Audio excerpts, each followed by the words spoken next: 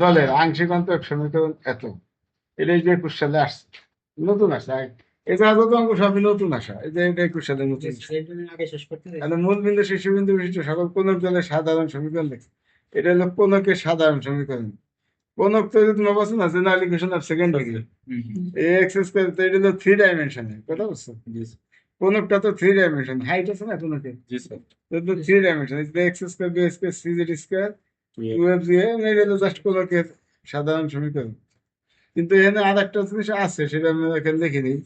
ABC লিখছি তো, F G H, আর এই জায়গায় প্লাস একটা ডি বা একটা কনস্ট্যান্ট হয়, সেটা আমরা দিইনি কেন? এই যে মূল বিন্দু শীর্ষ বিশিষ্ট, তো ওই কারণে আর ওটা দিইনি। অনেক সময় এর সাথে একটা ধ্রুবক যোগ হয়। সি। হুম। তাই মূল বিন্দু শীর্ষ বিশিষ্ট কোন দল, তো এই কারণে আর ওটা আমরা সি দিইনি।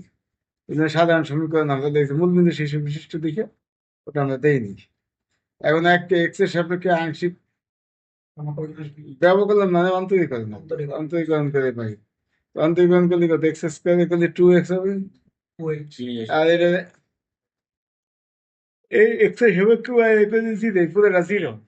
আর এর নামে C 2z del Z by del X হবে। এই জায়গা মানে এই জায়গা তো জেড আছে, তো 2f(y) তো ধরবো del Z by del Z. আর এই জায়গা তো এই জায়গা তো ইবি মেথড যাবে, এক্স প্লাস এক্স এর সাপেক্ষে করছি, জেড আছে ইবি মেথড হবে, তো জেড এক্স। তাহলে বুঝছো তো 2gx ঠিক এক্স জেড এর করছি, আবার 2g জেড ঠিক এক্স এর করলে 1, এই যে 1 আছে। আর এখানে আবার এক্স আছে, তো 2hy তো ধরবো, এক্স এর করলে 1। কি কথা বুঝছো?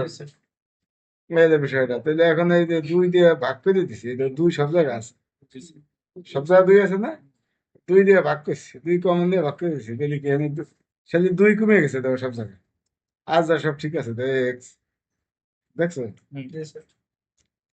আচ্ছা, এর পরের লাইনে করছে কি, এখন এই যে এই যে ইগুলো আছে এ এক্স আছে, এগুলো আলাদা লেখছি।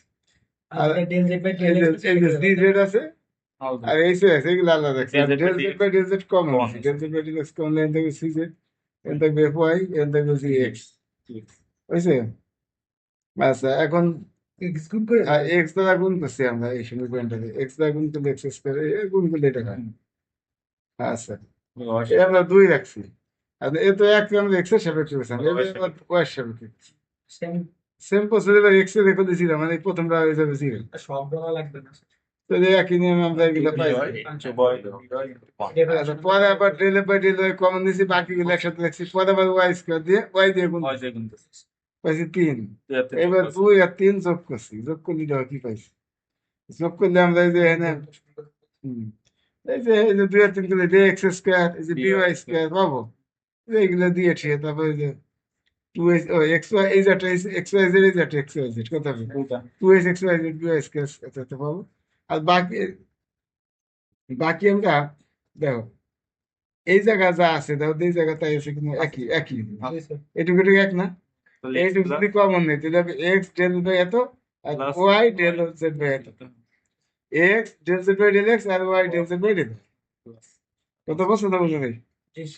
এখন ওই যে আগের মান জিরো বানানোর জন্য এই যে এনে কত 1 নম্বরে কত আছে, এইটুকু সমান জিরো না, এখানে অনেকটা আমি মিল আছে, দেখা হয়েছে। প্রথমটা আছে এই যে 2h এক্স ওয়াই আছে, এই যে বি ওয়াই স্কোয়ার আছে, দেখছো? আচ্ছা, সি জেড স্কোয়ার না, না সি জেড স্কোয়ার না, এটা ভিতরে আছে ওইটা না।